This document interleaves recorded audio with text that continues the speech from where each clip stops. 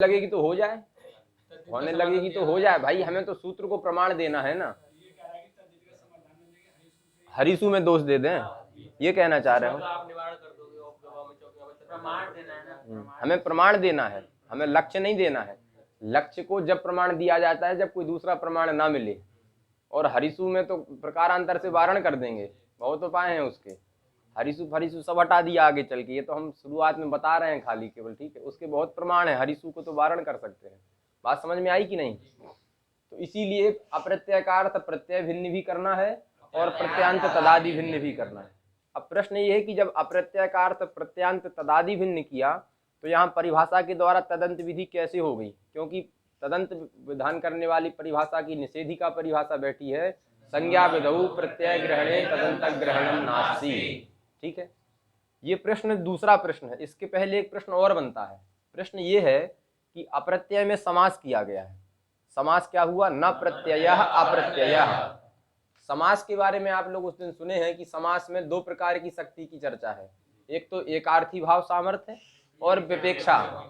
एकार्थी भाव सामर्थ्य का मतलब हुआ कि परस्पर जो अर्थ हैं वो एक दूसरे में संश्लिष्ट हैं। हमने कहा था कि समर्थ का जब अर्थ करेंगे संश्लिष्टार्था समर्था, तो समर्थ शब्द का अर्थ एकार्थी भाव होता है। और समर्थ का जब अर्थ करते संबद्धार्था समर्था, तो उसका अर्थ विपेक्षा होता है।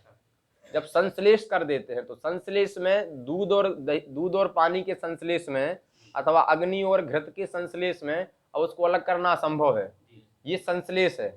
जब समर्थ का अर्थ संश्लिष्टार्थ होगा तब समर्थ का अर्थ होता है एकार्थी भाव सामर्थ्य। और जब समर्थ का अर्थ संबद्धार्थ होता है तो ये इसका इस पदार्थ का इस पदार्थ से संबंध है। इस संबंध को हम एक सेकंड में अलग भी कर सकते हैं। तो ये क्या है? विपेक्षा है। अर्थात जहां पर अवयवार्थ की प्रतीति होती है वो विपेक्षा सामर्थ्य है। जिस पद में समास किया है उसमें अवयवार्थ की समस्यमान पदार्थों की यदि प्रतीति होती है तो वो विपेक्षा है। और समस्यमान पदार्थों की प्रतीति नहीं होती है तो वो क्या है? एकार्थी भाव सामर्थ्य है। राजपुरुषः में जब समास हो जाता है तो आप लोग सुने होंगे कि समास में एकार्थी भाव सामर्थ्य स्वीकार किया गया है। तो राजपुरुषा जब समास हो जाएगा, समास में कौन सा सामर्थ्य? एकार्थी भाव सामर्थ्य। अर्थात ना तो यहाँ राज का अपना अर्थ है ना पुरुष का अपना अर्थ है, मिलाकर के जो राजपुरुष समुदाय है इस समुदाय का अर्थ है। समझे कि नहीं? और विपेक्षा जब रहती है विग्रह वाक्य में राज्ञः पुरुषः, तो वहां राज्ञः का अपना अर्थ है, पुरुषः का अपना अर्थ है। लेकिन समास होने के बाद जब राजपुरुषः बन जाता है वहां राजपुरुष में राज का कोई अर्थ नहीं है, पुरुष का कोई अर्थ नहीं है, पूरे राजपुरुष का अर्थ है। तो यहाँ यदि इस नियम को लगाया जाए तो न प्रत्ययः अप्रत्ययः ये समास हुआ है। जैसे राजपुरुष में राज का अपना अर्थ नहीं है, पुरुष का अपना अर्थ नहीं है, पूरे समुदाय का अर्थ है, ऐसी अप्रत्ययः में न तो आ का अर्थ है न प्रत्यय का अर्थ है। किसका अर्थ है? पूरे अप्रत्यय समुदाय का अर्थ है। तो जब अप्रत्यय समुदाय घटक प्रत्यय पद अनर्थक है, एकार्थी भाव मतलब यही हुआ कि अप्रत्यय समस्त जो अप्रत्यय पद है तद घटक जो आ और तद घटक प्रत्यय दोनों कैसे हैं? अनर्थक हैं। क्योंकि समास में अवयवार्थ की प्रतीति नहीं होती है, समुदायार्थ की ही प्रतीति होती है। जब अनर्थक है तो अनर्थक कैसे तदंत का बोध कराएगा? क्योंकि तदंत का बोध कराने के लिए प्रत्यय ग्रहण परिभाषा लगाएंगे, उसकी प्रत्यय संज्ञा होनी चाहिए। उसका कोई अर्थ ही नहीं है जब, तो प्रत्यय संज्ञा कैसे होगी? जब तक प्रत्यय बोधक पद नहीं हुआ प्रत्यय घटक प्रत्यय, तब तक वह तदंत का उपस्थापन नहीं कराएगा। बात समझे कि नहीं? क्योंकि प्रत्यय ग्रहणे यस्मात् स विहितः तदादेह तदन्तस्य च ग्रहणम, यह परिभाषा नास्ति नहीं, इतना ही है केवल। प्रत्यय ग्रहणे यस्मात् स विहितः तदादेह तदन्तस्य च ग्रहणम, इस परिभाषा में प्रत्यय ग्रहणे का अर्थ होता है प्रत्यय का ग्रहण हुआ है जहां पर। तो अप्रत्यय घटक प्रत्यय तो प्रत्यय परक है ही नहीं, क्योंकि वो तो अनर्थक है। तो कैसे तदंत की उपस्थापना होगी और कैसे संज्ञा विधौ निषेध नहीं लगेगा? पहला प्रश्न ये है कि वह अनर्थक है तो तदंत की चर्चा ही नहीं है। और दूसरा प्रश्न ये है कि यदि तदंत की चर्चा होती है तो संज्ञा विधौ या निषेध क्यों नहीं लगा? समास में तो विपेक्षा नहीं माना गया है, समास में तो एकार्थी भाव स्वीकार करते हैं। तो वो तो आरोप करते हैं। वो आरोप केवल इसीलिए है कि वृत्ति विग्रह समानार्थकत्व सिद्धांत से विरोध ना हो, बस। इसके अलावा उस आरोप का कोई मतलब नहीं। विग्रह वाक्य में एकार्थी भाव की कल्पना और समास में विपेक्षा की कल्पना, केवल और केवल वृत्ति विग्रहयोः समानार्थकत्वम, जिसको कहा जाता है विवरण विव्रियमाणयोः समानार्थकत्वम, इस नियम से विरोध ना हो जाए इसके लिए एकार्थी भाव सामर्थ्य समास में रहता है, लेकिन उसको विग्रह वाक्य में आरोपित करते हैं। और विपेक्षा सामर्थ्य विग्रह में रहता है, लेकिन उसको एकार्थी भाव में आरोप करते हैं। उस आरोप का केवल और केवल कारण इतना है, वृत्ति विग्रहयोः समानार्थकत्व सिद्धांत से हानि, सिद्धांत की हानि ना हो जाए, और उसका कोई प्रयोजन नहीं। ठीक है, उसको यहाँ लाने का कोई मतलब नहीं। बात समझ में आई? तब क्या किया जाए? तब ये कहना चाहिए कि राजपुरुष में राज का अपना अर्थ नहीं है, पुरुष का अपना अर्थ नहीं है, ये नहीं कहा जाता है। एकार्थी भाव सामर्थ्य का मतलब ये नहीं है कि राज का अपना अर्थ नहीं है, पुरुष का अपना अर्थ नहीं है, समुदाय का ही एक अर्थ है। ये बात ठीक है, लेकिन ये जहाँ के लिए, वहाँ के लिए ऐसा नियम है जहाँ अवयवार्थ का और समुदायार्थ का परस्पर विरोध है। राजपुरुषा में यदि आप राज पदार्थ का अर्थ करेंगे और पुरुष पदार्थ का अर्थ करेंगे, ये अर्थ मिला करके जो अर्थ होगा ये दूसरी दिशा में जा रहा है, और राजपुरुष का अर्थ दूसरी दिशा में जा रहा है। यदि ऐसा होता है तो वहां पर कह देते हैं कि समास में अवयवार्थ नहीं होता है, केवल समुदायार्थ होता है। जहां अवयवार्थ की और समुदायार्थ में परस्पर विरोध नहीं है, वहां यही कहा जाता है कि अवयवार्थ से विशिष्ट समुदायार्थ है। तो वहां समुदायार्थ है, लेकिन वहां अवयवों के अपने अर्थ की भी कल्पना कर सकते हैं। क्यों?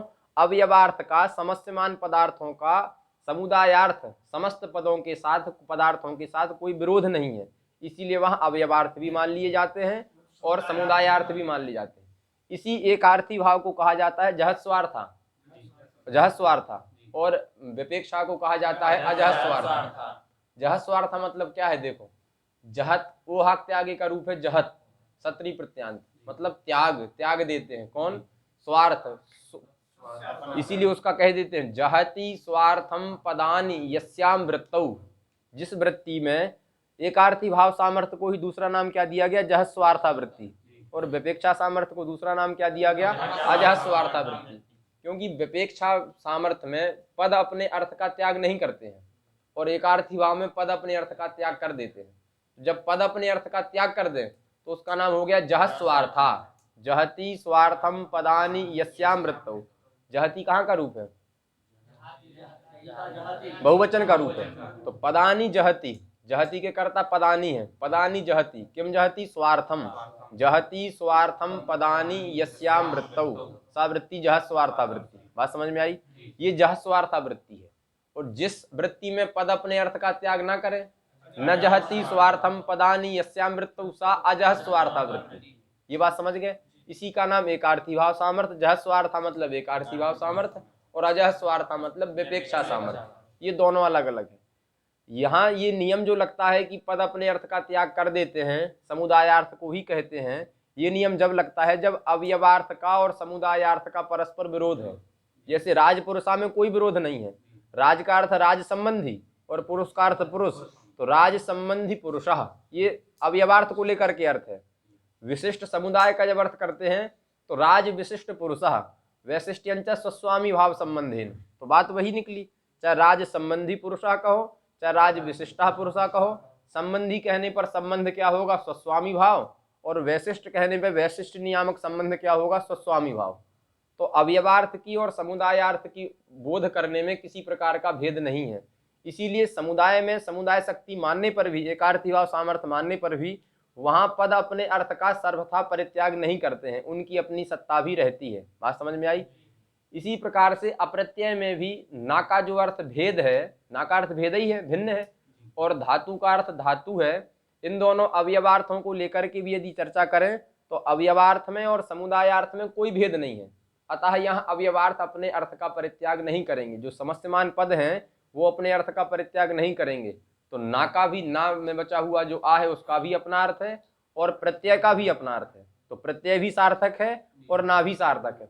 ये अलग बात है कि जो अप्रत्यय से प्रतीति होगी वो समुदायार्थ की होगी, लेकिन यहाँ अवयवार्थ का समुदायार्थ से विरोध ना होने के कारण अवयवार्थ की भी सत्ता को स्वीकार करना होगा। बात समझ में आई? इसीलिए कह देते हैं, आप लोगों ने सुना हो अगर, कि जहस्वार्था तु तत्रैव यत्र रूढ़िर विरोधिनी अथवा रूढ़िर यत्र विरोधिनी।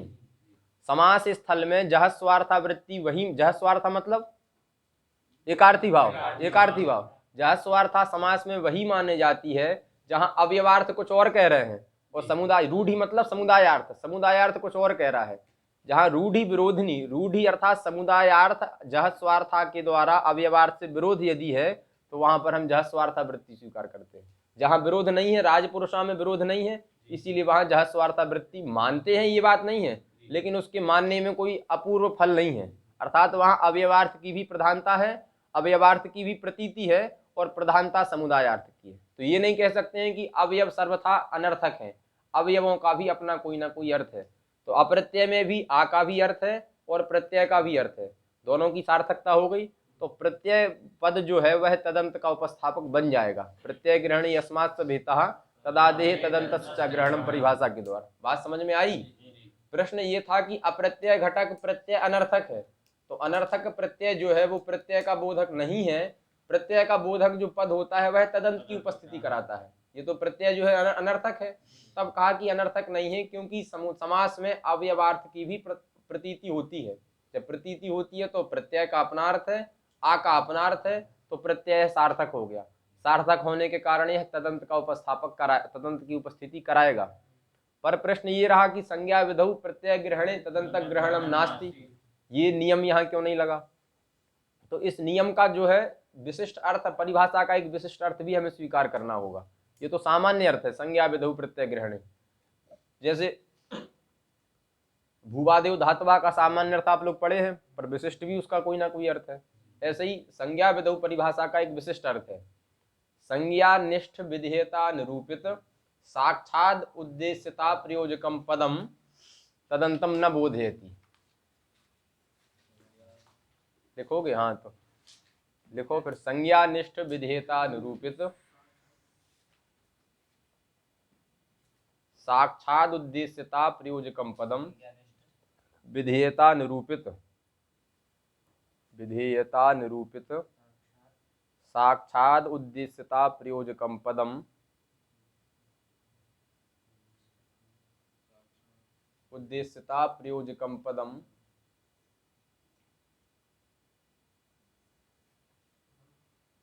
तदंतम नोपस्थापयति।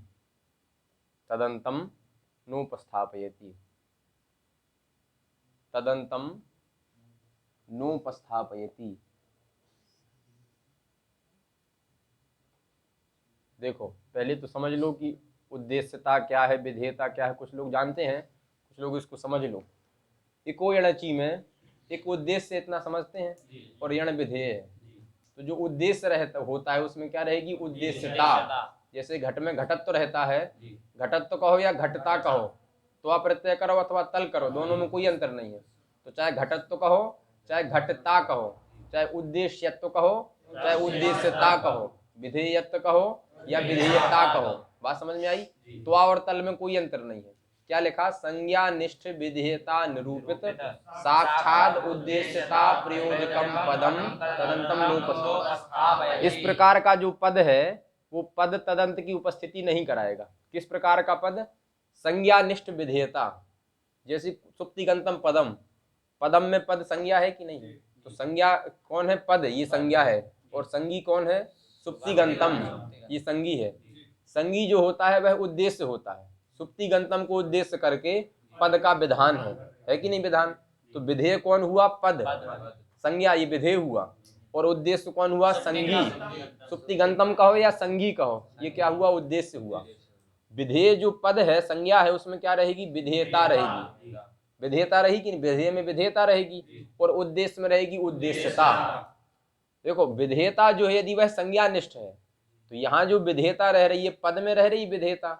पद ही संज्ञा है कि नहीं है? तो विधेयता कहाँ रही? संज्ञा में। तो संज्ञा निष्ठ विधेयता हो गई। समझ में आया कि नहीं आया? संज्ञा निष्ठ क्या हो गई? विधेयता हो गई। विधेयता से निरूपित उद्देश्यता होती है। विधेय से निरूपित उद्देश्य होता है, और विधेयता से निरूपिता उद्देश्यता होती है। निरूपित इतना ही समझना केवल कि विधेय से, विधेय और उद्देश्य में कौन सा संबंध होता है? निरूपितत्व। विधेय से उद्देश्य निरूपित होता है, तो विधेय में रहेगी विधेयता। विधेय से निरूपित हुआ उद्देश्य, इसीलिए विधेयता से निरूपित कौन होगा? उद्देश्यता। बात समझ में आई? विधेय से निरूपित उद्देश्य होगा और विधेयता से निरूपित उद्देश्यता होगी। संज्ञा निष्ठ विधेयता, उस विधेयता से निरूपित जो उद्देश्यता, वो उद्देश्यता दो चार प्रकार के पदों में रहेगी। लेकिन जब कह दिया साक्षात उद्देश्यता, तो संज्ञा में रहने वाली जो विधेयता, उस विधेयता से निरूपित जो साक्षात उद्देश्यता प्रयोजक पद है, उद्देश्यता का प्रयोजक जो पद है, वह पद तदंत की उपस्थिति नहीं कराता है। अब इसको घटाएंगे तो देखो घट जाएगा। सुप्तिगंतम पदम में पद यह संज्ञा है, इस संज्ञा का उद्देश्य क्या है? सुप्तिगंतम, ये पूरा है। अगर अंतम को हटा दें तो केवल बचेगा सुप्तिंग। सुप्तिंग, सुप्तिंग को क्या कहना? सुप्तिंग, ये उद्देश्य है। तो उद्देश्यता किसमें रही? सुप्तिंग में रही। यह उद्देश्यता सीधे सुप्तिंग में है कि घुमा फिरा के है? सीधे, क्योंकि वहां एक ही उद्देश्य है और एक ही विधेय है। जहां चार चार उद्देश्य होते हैं वहां एक उद्देश्य बनाते हैं, जैसे नलोपः प्रातिपदिकांतस्य, तो प्रातिपदिकांतस्य यह भी उद्देश्य है और नस्य भी उद्देश्य है। तो नस्य जो षष्ठ्यंत है उसको बनाते हैं प्रमुख उद्देश्य और उसका विशेषण बना देते हैं प्रातिपदिकांतस्य को, बनाते हैं कि नहीं? जहां एक ही उद्देश्य होगा वहां एक ही में उद्देश्यता रहेगी और वह साक्षात रहेगी। तो संज्ञा हुई पद संज्ञा, पद संज्ञा में विधेयता है क्योंकि सुप्तिगंतम पदम पद का विधान करता है। तो संज्ञा निष्ठ विधेयता से निरूपित जो साक्षात उद्देश्यता प्रयोजक पद हुआ वो हुआ सुप्तिंग पद, केवल सुप्तिंग पद, इसीलिए वह तदंत का उपस्थापन नहीं करेगा। तो सुप्तिंग से सुबंत और तिगंत का बोध नहीं होगा, बोध कराना है, इसके लिए स्वांश में अंतग्रहण चरितार्थ हो जाता है। समझ में बात आई? ये परिभाषा यहीं से निकलती है, ये सबको पता है ना कैसे निकलती है, ये सब जानते हैं। सुप्तिगंतम पदम के अंतग्रहण सामर्थ्याति परिभाषा का उदय होता है। कौन सी परिभाषा? संज्ञा विधौ प्रत्यय ग्रहणे तदंतग्रहणम नास्ति, इसको हमने बताया है कई बार, ठीक है। ये परिभाषा का अर्थ का समन्वय हुआ, संज्ञा निष्ठ विधेयता निरूपित साक्षात उद्देश्यता प्रयोजकम पदम तदंतम नोपस्थापयति। अब इसको प्रकृति में घटाते हैं। संज्ञा जो होती है प्रातिपदिक संज्ञा है, वो संज्ञा किसकी होती है? अर्थवत की। संज्ञा किसकी होती है? देखो उसमें कितने विशेषण हैं? धातु भिन्न, प्रत्यय भिन्न, प्रत्यांत तदादि भिन्न, जो अर्थवत शब्द स्वरूप, इसकी प्रातिपदिक संज्ञा होती है। तो संज्ञा कौन संज्ञा? प्रातिपदिक संज्ञा। संज्ञानिष्ठ विधेयता हो गई, विधेयता से निरूपित साक्षात उद्देश्यता किसमें रहेगी? अर्थवत में रहेगी।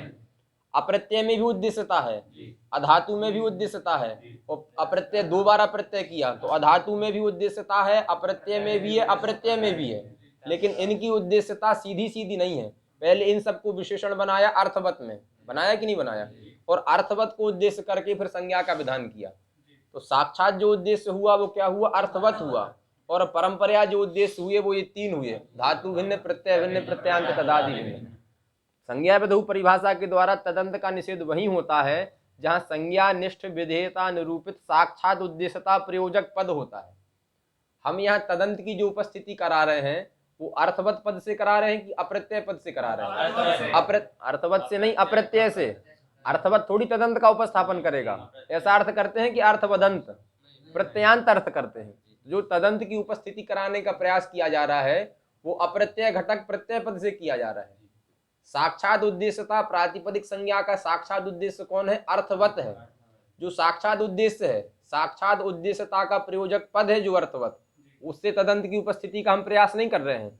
जिस अप्रत्यय घटक प्रत्यय से तदंत की उपस्थिति का प्रयास किया जा रहा है वो प्रातिपदिक संज्ञा का साक्षात उद्देश्य नहीं है। बात समझ में आई?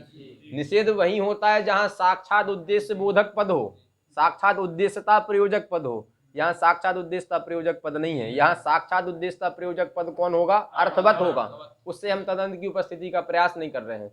इसीलिए संज्ञा विधौ प्रत्यय ग्रहणे तदंत ग्रहणम नास्ति, यह जो निषेध है ये वहीं लगता है जहाँ संज्ञा निष्ठ विधेयता निरूपित साक्षात उद्देश्यता प्रयोजक पद में तदंत की उपस्थिति कराते हैं। यहाँ ऐसा नहीं है, इसीलिए तदंत का निषेध नहीं होगा।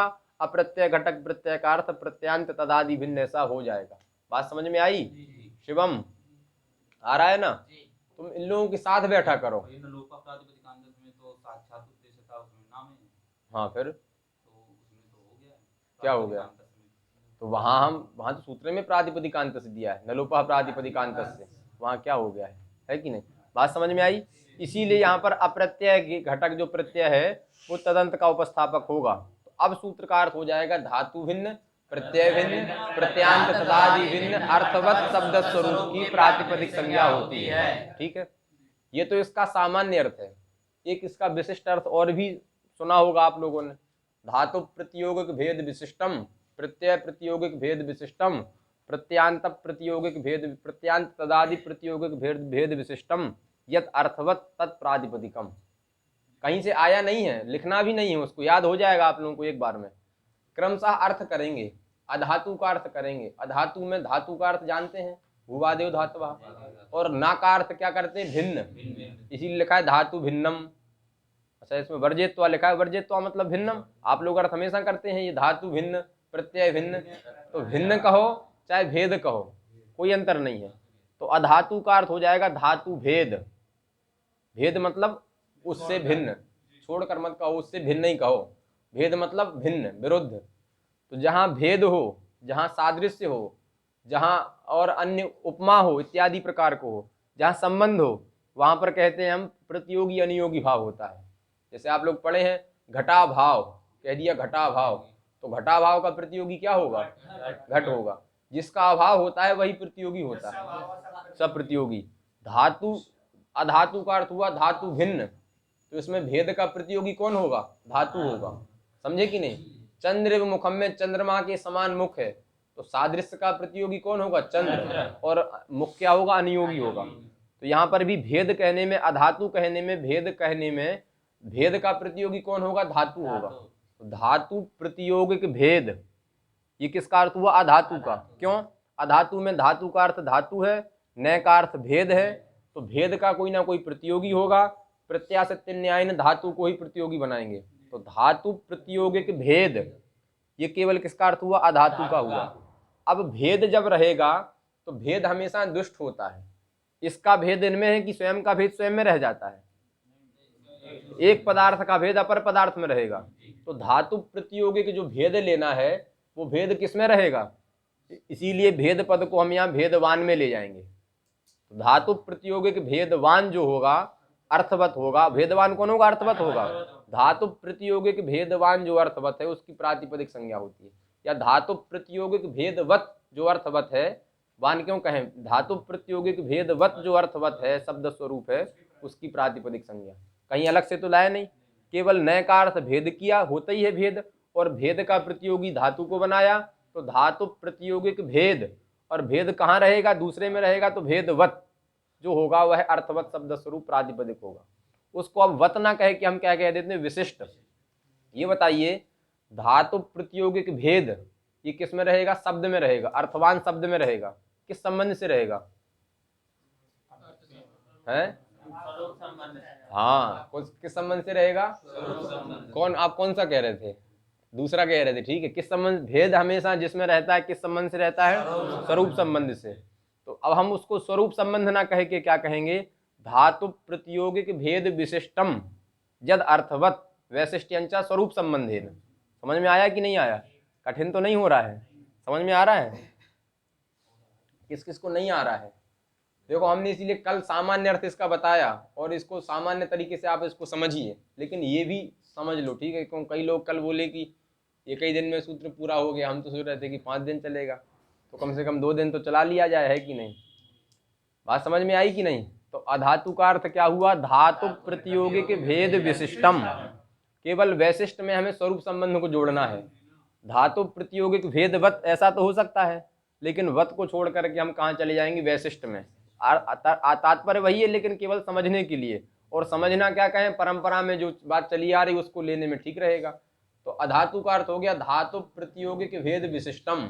इसी प्रकार से अप्रत्यय का अर्थ होगा प्रत्यय प्रतियोगिक भेद विशिष्टम, प्रत्यांत तदादि प्रतियोगिक भेद विशिष्टम यद अर्थवत तत्शब्द स्वरूपम प्रातिपदिक संज्ञकम स्यात् वैशिष्ट्यंचा उभयत्र सर्वत्र वैशिष्ट्यंचा स्वरूप संबंधी। ठीक है, क्योंकि भेद जब किसी में रहता है तो वो स्वरूप संबंध। समझ में आया कि नहीं आया।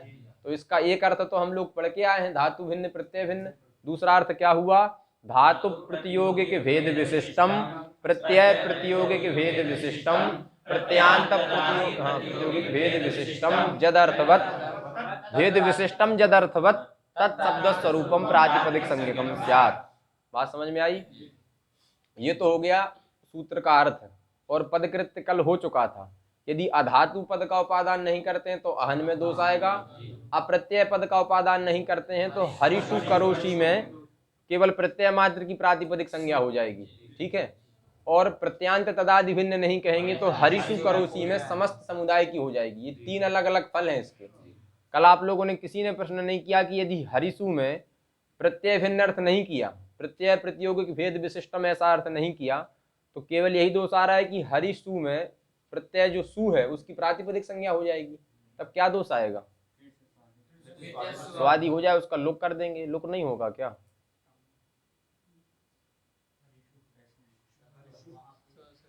हाँ, तो सत्वापत्ति रूप दोष, उसको किसी ना किसी प्रकार से, यद्यपि ठीक है ये विभक्ति का श्रवण होगा क्योंकि हलंत नहीं है, इसीलिए विभक्ति का श्रवण होगा, तो हरिसु के बाद यदि सु के बाद पुनः विभक्ति आ गई तो विभक्ति के श्रवण का दोष आएगा, पहला दोष है।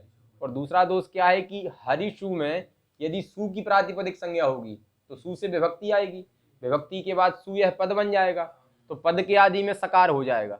तो सात पदादेह सूत्र जो है पदादि में सकार को मूर्धन्य आदेश का निषेध करता है, वो निषेध करने लगेगा। बात समझ में आई? इसीलिए विभक्ति के श्रवण की भी आपत्ति है और पद के आदि में हो जाने के कारण सकार को मूर्धन्य आदेश के निषेध की भी प्राप्ति है, वह ना हो इसके लिए हरिसु में सु की प्रातिपदिक संज्ञा को रोकना होगा। वो कैसे रुकेगी? अप्रत्यय का ग्रहण कर देंगे तो वो रुक जाएगी। बात समझ में आई है? हाँ मान लो, हाँ तो दूसरा दोष दिया तो है इसीलिए सत्वापत्ति दोष, ठीक है, क्योंकि स्वतंत्र तो सु का प्रयोग होगा नहीं कभी, अर्थ होने पर भी उसका स्वतंत्र प्रयोग नहीं होता है ना, अधिकरण अर्थ होने पर भी सु का स्वतंत्र अर्थ नहीं प्रयोग नहीं होता है, न केवला प्रकृति प्रयोगतव्य न के, क्योंकि विधान किससे करोगे? सु का लोक में प्रयोग पाणिनि व्याकरण से करोगे, वो कहेगा प्रातिपदिकात् स्वादयः भवन्ति, तो बिना प्रातिपदिक के स्वादियों का प्रयोग करना असंभव है कि नहीं?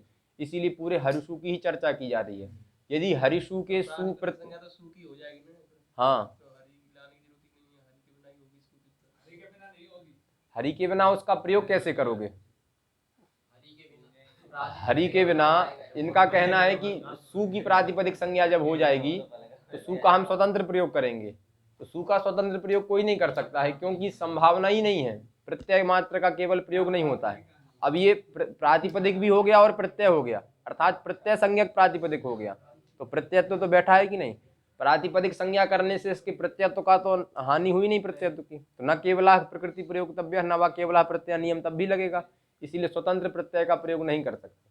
हरिसु में यदि सु इस प्रत्यय की प्रातिपदिक संज्ञा होगी तो पद बन जाएगा और पद के आदि में सकार को क्या होने लगेगा? मूर्धन्य आदेश का निषेध हो जाएगा, अतः अप्रत्यय रखना आवश्यक है। समस्त समुदाय की यदि हो जाए तो, समस्त समुदाय की यदि हो जाए, प्रत्यांत तदादि भिन्न अर्थ नहीं करें और समस्त समुदाय की प्रातिपदिक संज्ञा हो जाए तब क्या दोष है? हरिसु से पुनः स्वादि होने लगेगी। अब यहाँ तो नहीं कह सकते हैं कि किस प्रकार के अर्थ की प्रतीति होगी, क्योंकि अब हरिसु में क्या अर्थ होगा? हरिअधिकरण, हाँ हरिअधिकरण, ये सीधा इसका अर्थ होगा। तो अधिकरण किसका है? हरि का है, तो अधिकरण में कदाचित लिंग विशेष की प्रतीति हो सकती है, तो विभक्ति का श्रवण ना हो जाए इसके लिए समुदाय की भी प्रातिपदिक संज्ञा को रोकना होगा। बात समझ में आई? तो प्रत्यय की प्रातिपदिक संज्ञा रोकी और प्रत्यांत तदादि समुदाय की भी प्रातिपदिक संज्ञा रोकी, इस सब के लिए 3 पद देना है। लिंग विशेष श्रवण मतलब पुल्लिंग यदि आ गया, हरि अधिकरण में, अधिकरण में किसी को पुल्लिंग की प्रतीति हुई, अधिकरण तो आपकी विवक्षा के ऊपर है, आप किस प्रकार का अधिकरण चाहते हैं। यदि अधिकरण जो है वो पुम विशिष्ट है तो वहाँ पुल्लिंग की प्रतीति होगी, फिर पुल्लिंग की प्रतीति होने पर विभक्ति आएगी, उसका श्रवण होने लगेगा, यह दोष आएगा। बात समझ में आई? इसके लिए तीनों पदों को देना अनिवार्य है। तो अधातु का फल हो गया आहन में नकार का लोप ना हो जाए, अप्रत्ययकार हो गया हरिसु में 7 पदाद्यों का निषेध ना हो जाए, और प्रत्यांत तदादि भिन्न का फल हो गया पूरे समुदाय की प्रातिपदिक संज्ञा होकर के विभक्ति के श्रवण की आपत्ति ना हो। ये 3 प्रकार के फल दे दिए। अब इनका प्रश्न ये था कि अर्थवत का जो कल प्रयोजन दिया था, यदि अर्थवत सूत्र में नहीं रखेंगे तो धनम वनम यहाँ प्रत्येक की प्रातिपदिक संज्ञा होने लगेगी। प्रत्येक की क्यों होने लगेगी? क्योंकि धा आ ना आ ये पूरे के पूरे क्या है? अनर्थक है। अयुण का आ सार्थक है और अयुण का ई भी सार्थक है, ऊ भी सार्थक है, लेकिन धा आ ना आ ये परस्पर अनर्थक है। केवल धा यदि है तो धा का भी अर्थ है, केवल आ है तो आ का भी अर्थ है, लेकिन धा आ ना आ क्रम विशिष्ट जो आनपूर्वी है, क्रम सन्निवेश पूर्वक जो आनपूर्वी है, इस आनपूर्वी में रहने वाले प्रत्येक वर्ण अनर्थक है। क्यों? क्योंकि आचार्य का इसी प्रकार का तात्पर्य है। अनादिकाल से ये परंपरा चली आ रही है कि धनम इसका प्रयोग होता है, तो धनम घटक प्रत्येक वर्ण क्या होंगे, अनर्थक होंगे। जब स्वतंत्र प्रयोग होता है तो वहां आचार्य का या ऋषि का जो तात्पर्य है वो स्वतंत्र प्रयोग में है, और जब समुदाय का प्रयोग हुआ वहां उनका तात्पर्य कहाँ है, समुदाय के उपदेश में है। तो जहां स्वतंत्र प्रयोग किया गया वर्ण मात्र का, वहां आचार्याणाम वर्णोपदेशे तात्पर्यम, और जहां समुदाय का उच्चारण उपदेश किया गया तो वहां पर समुदायोपदेशे तात्पर्यम। ये धनम वनम ये क्या है, धातु पाठ में इनका पाठ है। धन धातु है कोई कि नहीं है, और वन धातु है कि नहीं है, धन धान्य है और वन धातु है। तो ये आचार्य ने समुदाय में इनका उपदेश किया है। आचार्य का तात्पर्य अवयवों की सार्थकता में नहीं है, अगर अवयवों की सार्थकता में होती तो अवयवों का निर्देश करते, लेकिन निर्देश किसका हुआ, धातु पाठ में समुदाय का हुआ। इसीलिए आचार्याणाम समुदायोपदेशे तात्पर्यम, तो समुदाय के प्रत्येक वर्ण कैसे होंगे, अनर्थक होंगे। ये नहीं कह सकते कि अयुण में आ यदि सार्थक है तो धनम का आ अनर्थक कैसे हो जाएगा, क्योंकि यहाँ समुदायोपदेश में तात्पर्य है और वहां अवयवोपदेश में तात्पर्य है। बात समझ में आई। तो धनम ये यहाँ पर प्रत्येक वर्ण की प्रातिपदिक संज्ञा होने लगेगी, क्योंकि प्रत्येक वर्ण धातु भिन्न भी है, प्रत्यय भिन्न भी है और प्रत्यांत तदादि भिन्न है। जब प्रत्येक की संज्ञा होगी तो धा के बाद सु आएगा, ना के बाद सु आएगा, आ धा आ ना आ, प्रत्येक चारों वर्णों के बाद सु आएगा। कल तो हमने बताया था कि धा के बाद यदि आए तो विभक्ति का लोक होके धा बचेगा, कोई आपत्ति नहीं है। जस्त होने लगेगा, पदांते झलाम जसास्यु, पदांत में झलों को जस्त होने लगेगा, ये धकार में दोष आएगा। आकार के बाद रुत्व विसर्ग होने लगेगा तो ये दोष है। नकार के बाद विभक्ति का लोप हो जाएगा तो नलोपा प्रातिपदिकांत से नकार का लोप प्राप्त है, और उसके बाद फिर आकार है। तो कई सारे दोष आ गए कि नहीं आ गए। इसीलिए क्या करना चाहिए, अर्थवत ग्रहण करना चाहिए। लेकिन प्रश्न ये है कि अर्थवत ग्रहण के बिना भी है क्या, क्या हम नहीं समझे अभी। अरे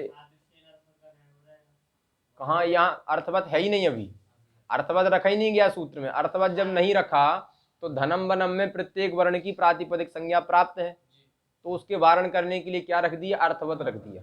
यदि अर्थवत के बिना भी प्रत्येक वर्ण की प्रातिपदिक संज्ञा होने के बाद भी विभक्ति की उत्पत्ति ना हो, अर्थवत भी ग्रहण मत करिए तो प्रत्येक वर्ण की प्रातिपदिक संज्ञा होगी। प्रातिपदिक संज्ञा का फल ये आ रहा था, विभक्ति आ रही थी। यदि विभक्ति को हम रोक दें कैसे भी करके तो अर्थवत का जो फल धनम वनम दिया वो वारण हो जाएगा, दूसरा फल देना पड़ेगा। तो क्या करना पड़ेगा, क्योंकि यही आपत्ति आ रही थी कि प्रत्येक वर्ण से विभक्ति आ जा रही, लेकिन विभक्ति नहीं आ सकती। क्यों, धनम के धा में ना तो किसी लिंग की प्रतीति है, ना संख्या की प्रतीति है, ना वचन की प्रतीति है। तो लिंग आदि की प्रतीति ना होने के कारण यहाँ विभक्ति नहीं आएगी। जैसे अव्ययों से लिंग आदि की प्रतीति ना होने के कारण विभक्ति नहीं आती है। अन्यत्र भी कहीं आप देखें जहाँ लिंग आदि की प्रतीति नहीं होती है वहाँ विभक्ति नहीं आती है। ऐसे धा आ ना आ में लिंग आदि की प्रतीति नहीं है। धा कौन से लिंग में है किसी को बोध नहीं है, ना लिंग की प्रतीति है, ना संख्या की प्रतीति है, ना वचन की प्रतीति है। अतः यहाँ प्रातिपदिक संज्ञा होगी पर विभक्ति नहीं आएगी, तो फलाभावात प्रातिपदिक संज्ञा भी नहीं होगी, क्योंकि प्रातिपदिक संज्ञा का फल विभक्ति उत्पत्ति। विभक्ति कौन सी आएगी, या सु आएगा या औ या जस, तो सु आ नहीं सकता, औ आ नहीं सकता, जस आ नहीं सकता, क्योंकि संख्या की प्रतीति नहीं है, लिंग आदि की प्रतीति नहीं है। बात समझ में आई।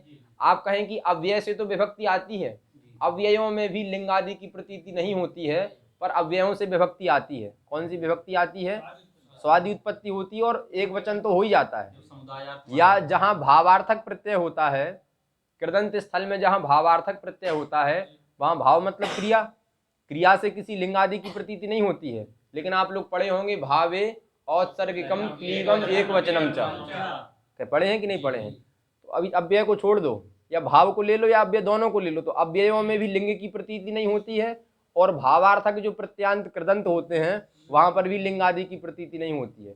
फिर भी औत्सर्गिक नपुंसकलिंग और एक वचन तो कर ही देते हैं कि नहीं करते हैं। जैसे वहां करते हैं से यहाँ भी करने लग जाएं। यहाँ पर भी धनम वनम में यद्यपि प्रातिपदिक संज्ञा होने के बाद लिंग आदि की प्रतीति नहीं है, लेकिन प्रातिपदिक संज्ञा होने के कारण औत्सर्गिक नपुंसकलिंग और एक वचन तो कर ही सकते हैं। तो धकार को जस्तु की आपत्ति है। नपुंसकलिंग मान लेंगे तो अच के बाद जो आ दोनों आ हैं उनके बाद आने वाली विभक्ति को अम होने लगेगा तो अम से, और धकार अकार के बाद क्या, धकार को जस्तु की प्राप्ति होगी, नकार के लोप की प्राप्ति होगी। प्रश्न वापस आ गया, बात समझे कि नहीं। पहले कहा गया कि धनम वनम में प्रत्येक की प्रातिपदिक संज्ञा होने पर भी लिंगादि की प्रतीति ना होने से विभक्ति नहीं आएगी। फिर दृष्टांत रीति में दिया, जैसे अव्ययों में भी लिंगादि की प्रतीति नहीं होती है, भावार्थक प्रत्यय स्थल में भी लिंगादि की प्रतीति नहीं होती है, वहां जैसे औत्सर्गिक एक वचन नपुंसक लिंग हो जाता है, ऐसे यहाँ भी कर लें, तो यहाँ कर लेंगे तो वापस दोष बना आ जाएगा, इसीलिए अर्थवत ग्रहण आवश्यक हो जाएगा। तब कहा कि अव्ययों से विभक्ति की उत्पत्ति करने में गमक है। गमक ये है कि अव्ययादाप सुपह, कहता है अव्यय से आने वाली विभक्ति का लुक होता है। यदि अव्ययों से विभक्ति आई ही नहीं तो किसका लुक करेगा, तो वहां उसमें गमक है। भावार्थक प्रत्यय में भी उनकी प्रातिपदिक संज्ञा की गई। यदि भावार्थक प्रत्यांत कोई शब्द लिया, भावार्थक प्रत्यांत की प्रातिपदिक संज्ञा की और संज्ञा करने के बाद विभक्ति नहीं आई तो प्रातिपदिक संज्ञा व्यर्थ है। प्रातिपदिक संज्ञा जो हुई वो कृदंत को मान करके हुई, कृदंत तदादि को, तो उसका कृदंत तदादि बनाना व्यर्थ है। क्यों? कृदंत बनाने के बाद उसको प्रातिपदिक बनाओ, प्रातिपदिक बनाने के बाद पद बनाओ, तब अपदम न प्रयुंजित नियम के द्वारा उसका हम साधु पद का प्रयोग करेंगे। यदि पद नहीं बनेगा तो प्रातिपदिक बनाना व्यर्थ है, प्रातिपदिक नहीं बनेगा तो कृदंत बनाना व्यर्थ है। कृदंत बनाया, उसको किसी शब्द को कृदंत तदादि बनाया, इसका मतलब उसका लोक में प्रयोग करना चाहते हैं। यदि वो प्रातिपदिक नहीं बनेगा, पद नहीं बनेगा तो लोक में प्रयोग नहीं कर सकते। अतः वहां भी गमक है, क्योंकि उसको कृदंत बनाया फिर प्रातिपदिक बनाया। अब यदि विभक्ति नहीं आएगी एक वचन औत्सर्गिक तो उसका कृदंत बनाना और प्रातिपदिक बनाना व्यर्थ है। तो अव्ययों से अव्ययादाप सुपह गमक है विभक्ति लाने में, और भावार्थक कृदंत तदादि स्थल में वो उनका पदत्व सिद्धि करना गमक है। यहाँ पर प्रत्येक वर्ण की प्रातिपदिक संज्ञा होने के बाद विभक्ति लाने में कोई गमक नहीं है। तो विभक्ति नहीं आएगी क्योंकि धा आ ना आ इन वर्णों में प्रत्येक वर्ण से किसी प्रकार की लिंगादि की प्रतीति नहीं है, अव्ययों में भी नहीं है, भावार्थक स्थल में भी नहीं है। वहां विभक्ति लाने में गमक है, अनिवार्य है, लेकिन यहाँ कोई अनिवार्यता नहीं है। अतः अर्थवत ग्रहण के अभाव में भी धातु भिन्न, प्रत्यय भिन्न, प्रत्यांत तदादि भिन्न शब्द स्वरूप की प्रातिपदिक संज्ञा होती है, ऐसा अर्थ स्वीकार करेंगे तब भी धनम वनम में प्रत्येक वर्ण की प्रातिपदिक संज्ञा नहीं प्राप्त है। क्यों? फलाभावात। विभक्ति प्रातिपदिक संज्ञा होकर के विभक्ति आएगी भी तो उसमें समन्वय नहीं हो पाएगा, कौन सा लिंग करें कौन सा वचन करें। औत्सर्गिक एक वचन कर नहीं सकते हैं, विनिगम का विरहात, कोई विनिगमक नहीं है करने में, इसीलिए धनम वनम में प्रत्येक वर्ण की प्रातिपदिक संज्ञा नहीं प्राप्त है। अर्थवत के अभाव में भी यदि अर्थवत नहीं भी रखा तब भी नहीं प्राप्त है। तब क्या करें, क्या अर्थवत का क्या प्रयोजन दें? इसीलिए भाष्यकार ने कहा दस दाढ़ीमान सड़पूपाहा, एक वाक्य है, दश दाढ़ीमान सड़पूपाहा, ये पूरा वाक्य है, ये अनर्थक वाक्य है। कहीं से 10 ले आए, कहीं से दाढ़ीमान ले आए। 10 अपने आप में सार्थक है, दाढ़ीमान अपने आप में सार्थक है, षड यह भी सार्थक है और अपूपाह यह भी सार्थक है। लेकिन चारों को मिला के जब एक वाक्य बनाया, 10 दाढ़ीमान सड़पूपाहा, ये चारों के चारों पदों को मिला के जो वाक्य बना वो वाक्य क्या है? अनर्थक है। ये धातु भिन्न भी वाक्य है, प्रत्यय भिन्न भी है और प्रत्यांत तदादि भिन्न भी है, तो इसकी भी प्रातिपदिक संज्ञा होने लगेगी। प्रातिपदिक संज्ञा होते ही क्या होगा? प्रातिपदिक संज्ञक जो समुदाय पूरा वाक्य, तद अवयव जो सुप हैं, षड में सुप जो है वो, और सड़पू 10 दाढ़ीमान में भी प्रथमा विभक्ति है वो, ये जितनी भी विभक्तियां हैं इन विभक्तियों का लुक होने लगेगा। तो अव्युत्पन्न प्रातिपदिक जैसे होता है, दाढ़ी मत ये बचेगा, षड का सस बचेगा, क्योंकि जो पूरी प्रक्रिया हुई वो विभक्ति को मान करके हुई है, तो विभक्ति का लुक हो जाएगा। उसके बाद पदांत माना जाएगा, ठीक है, पदांत मान करके सब पूरा बन जाएगा। लेकिन 10 दाढ़ीमान सड़पूपहा में 10 को दसन करना पड़ेगा, विभक्ति चली जाएगी, तो विभक्ति जाने के बाद विभक्ति का लुक हो गया, तो दसन, आगे दाढ़ी मत, आगे सस, फिर अपूप, ये पूरी प्रक्रिया बचेगी। तो यहाँ पूरे समुदाय में वाक्य घटक जो अनर्थक पूरा वाक्य है, इस वाक्य में प्रत्येक पद की या पूरे समुदाय की प्रातिपदिक संज्ञा ना हो जाए, इसके लिए अर्थवत रखना पड़ा। क्योंकि कैसे प्रत्यांत तदादि है? हाँ हाँ, ठीक है, इनकी बात ठीक है, ये कह रहे हैं प्रत्यांत तदादि है। इतना समझ गए कि पूरा वाक्य जो है ये अनर्थक है, धातु भिन्न भी है, प्रत्यय भिन्न भी है और प्रत्यांत तदादि भिन्न भी है। ऐसा जो शब्द स्वरूप है उसकी प्रातिपदिक संज्ञा होने लगेगी, वह ना हो, इसके लिए अर्थवत कह दिया। जब अर्थवत कहा तो धातु भिन्न भी है, प्रत्यय भिन्न भी है, प्रत्यांत तदादि भिन्न भी है, लेकिन समुदाय का अपना कोई अर्थ नहीं है। समुदाय के अवयव का अर्थ है, लेकिन पूरे समुदाय का मिला के अर्थ नहीं है। अतः इसकी प्रातिपदिक संज्ञा को रोकने के लिए सूत्र में अर्थपद रखना आवश्यक है। तो अब धनम वनम का परित्याग कर दिया और 10 दाढ़ीमान सडप उपाह इसकी ओर चले गए। बात समझ में आई? अब इनका कहना है कि प्रत्यांत तदादि है, तो इसके लिए परिभाषा को समझ लो। समझ रहे हो कि नहीं समझ रहे हो? क्यों सूर्यकांत, कठिन हो रहा है बहुत है? गुरुजी जैसा तो नहीं हो रहा, ऊपर से तो नहीं निकल रहा? दीपांशु, तुम लोग आना नहीं छोड़ देना, ठीक है? ये तो 2-4 सूत्रों में व्याख्यान चलेगा, इसीलिए कल का पाठ हमने सीधा सीधा किया था बिल्कुल। अब आज जो है थोड़ा इसको विशिष्ट कर दें, ठीक है, जिससे स्पष्ट हो जाएगा। ये इनका कहना है कि जस ये कि प्रत्यय है और प्रत्यांत तदादि पूरा समुदाय है, इसीलिए हमने कहा कि परिभाषा का अर्थ आप ठीक से समझो उसको। प्रत्यय ग्रहणे यस्मात् सविहितः तदादेहे तदन्तस्य च ग्रहणम। तदंत मतलब ये नहीं है कि रामः ग्रामम गच्छति में ती जिसके अंत में, तो पूरे समुदाय को आप तिगंत कहते हैं क्या?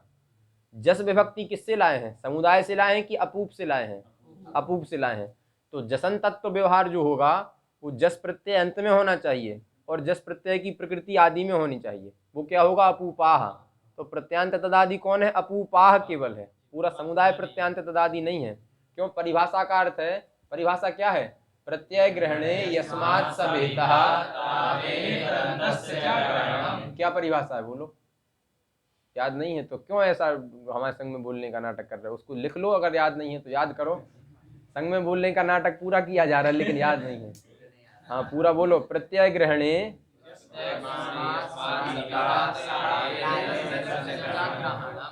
क्या है दबाओ इसको, अरे समय हो गया।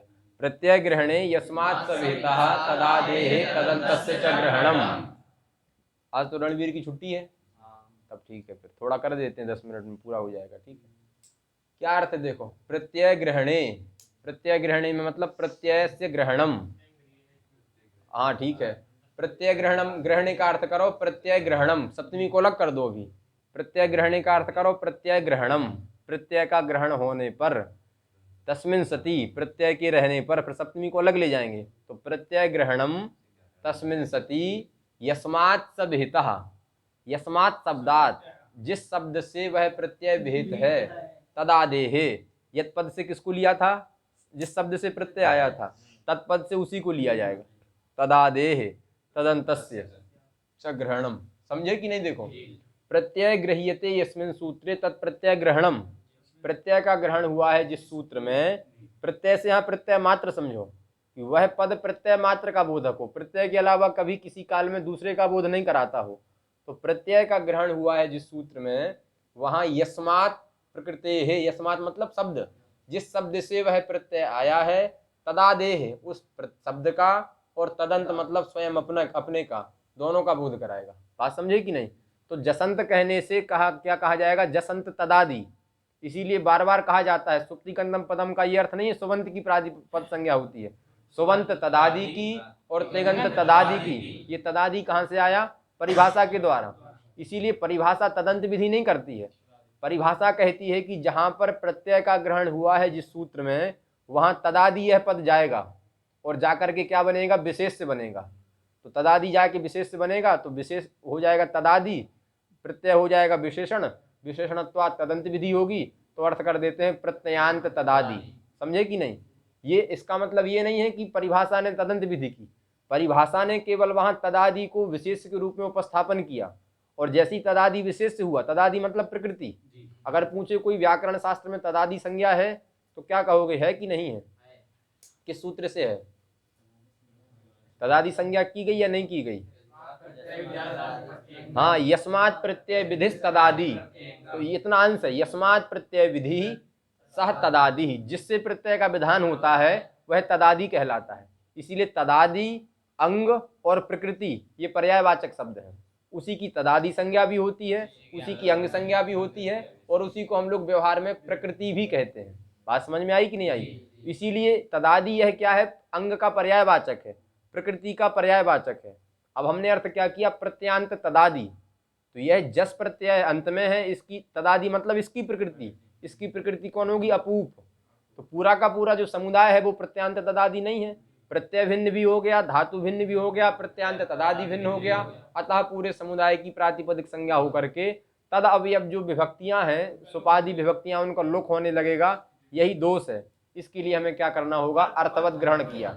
जब अर्थवत ग्रहण किया तो समुदाय पूरा अनर्थक है, इसीलिए समुदाय की प्रातिपदिक संज्ञा नहीं होगी। बात समझ में आई। अतः सूत्र का है सुपो धातु प्रातिपदिक यो, पूरा समुदाय प्रातिपदिक हो गया तो तद अवयव जितने सुप हैं सभी का लुक होने लगेगा। यही दोष आएगा, इसके लिए हमें क्या करना होगा, अर्थवत ग्रहण करना। जब अर्थवत ग्रहण कर दिया तो ये अर्थवान नहीं है, निरर्थक समुदाय है। 10 किसी दूसरी दिशा में जा रहा है, दाढ़ीमान दूसरी दिशा में जा रहा है, सड़ अपूपा सब अपनी अपनी दिशा को पकड़ रहे हैं, मिलकर के एक अर्थ नहीं कहा जा रहा है। हाँ, समुदाय पूरा अनर्थक है, अवयवों की सार्थकता होने पर भी समुदाय पूरा अनर्थक है, अतः समुदाय की प्रातिपदिक संज्ञा नहीं होगी। बात समझ में आई। बस इतना ही काफी है, अभी तो कल भी यही चलेगा फिर।